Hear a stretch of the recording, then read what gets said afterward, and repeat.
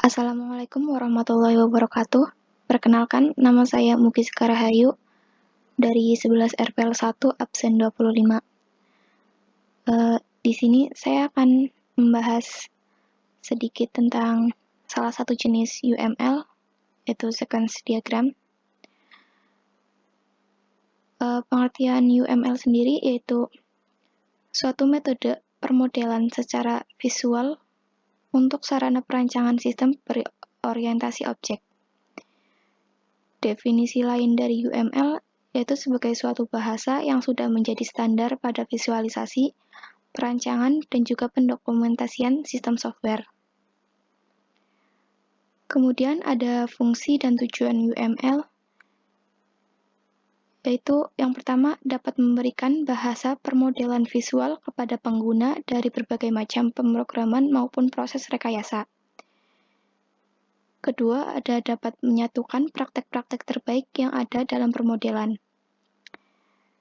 Selanjutnya, dapat memberikan model yang siap untuk digunakan. Terus dia juga berguna sebagai blueprint, terus dapat memodelkan sistem yang berkonsep, berorientasi objek, dan yang terakhir, dapat menciptakan suatu bahasa permodelan yang nantinya dapat dipergunakan oleh manusia maupun oleh mesin. Terus, salah satu jenis UML yaitu ada sequence diagram. Di sini saya akan bahas sequence diagramnya aja ya.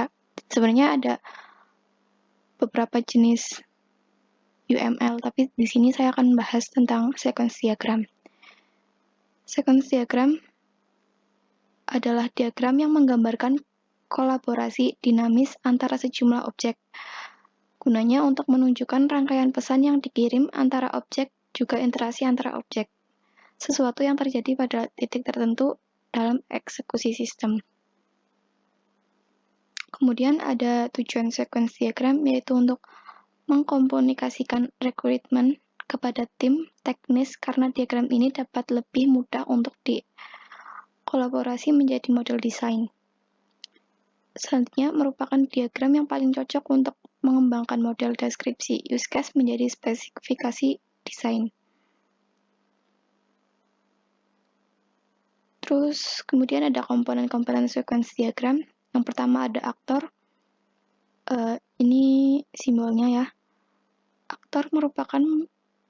Aktor mempresentasikan entitas yang berada di luar sistem dan berinteraksi dengan sistem. Mereka bisa berupa manusia, perangkat keras, ataupun sistem yang lain. Kemudian ada lifeline, fungsinya untuk mengeksekusi objek selama sequence.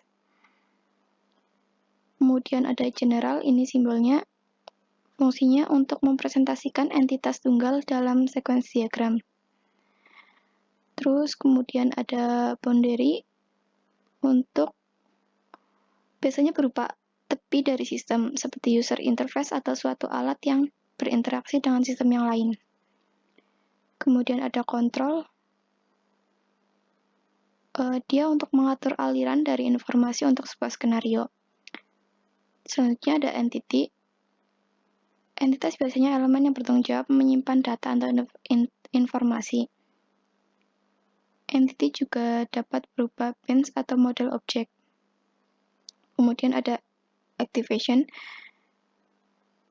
yaitu suatu titik di mana sebuah objek mulai berpartisipasi di dalam sebuah sequence yang menunjukkan kapan sebuah objek mengirim atau menerima objek. Kemudian ada message. Message terbagi menjadi 3. Message berfungsi sebagai komunikasi antar objek yang menggambarkan aksi yang akan dilakukan.